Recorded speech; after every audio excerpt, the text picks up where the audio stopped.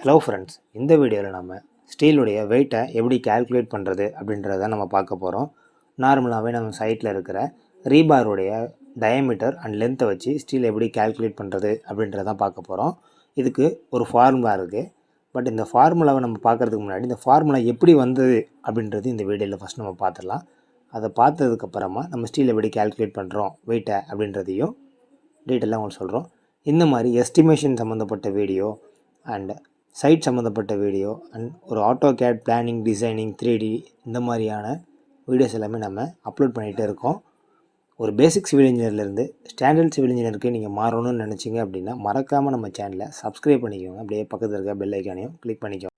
இந்த வீடியோவில் நம்ம வெயிட் ஆஃப் ஸ்டீல் கேல்குலேஷன் பற்றி தான் பார்க்க போகிறோம். இது நம்ம எதுக்காக பார்க்குறோம் அப்படின்னா, நம்ம சைட்டில் ஒரு சைட் இன்ஜினியராக இருக்கும்போது ஒரு ஸ்டீல் லோடு இறங்குது அப்படின்னா, ஒரு 8 mm rod and 10 mm rod and 16 mm rod இறங்குது அப்படின்னா, அதோட எம்எம்ஐ வச்சியும் அண்ட் அதோட லென்த்தை வச்சியும் நம்ம வெயிட்டை கால்குலேட் பண்ணக்கூடிய கட்டாயத்தில் இருக்கோம்.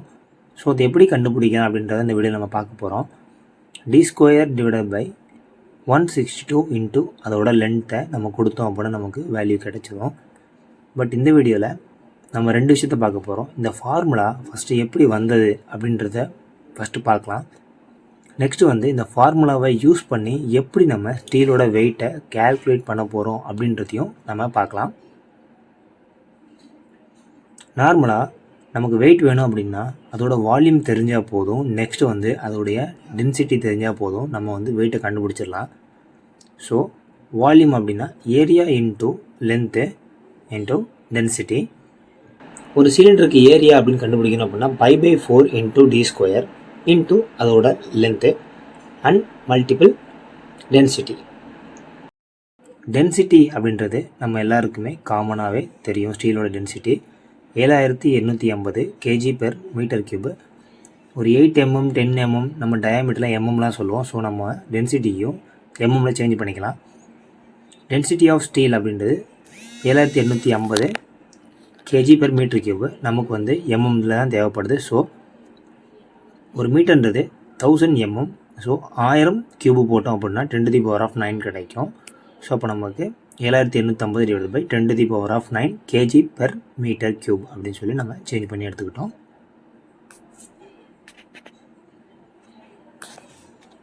நெக்ஸ்ட்டு பையன்றது கூட value 3.14 divide by 4 into d² into நம்ம லென்த் எவ்வளோ கண்டுபிடிக்க போகிறோம் அப்படின்னா 1 மீட்டருக்கு தான் கண்டுபிடிக்க போகிறோம். So 1000 mm into 7850 divide by 10⁻9. நமக்கு என்ன வேல்யூ கிடைக்கும் அப்படின்னா d² = 0.00616 நமக்கு கிடைக்கும்.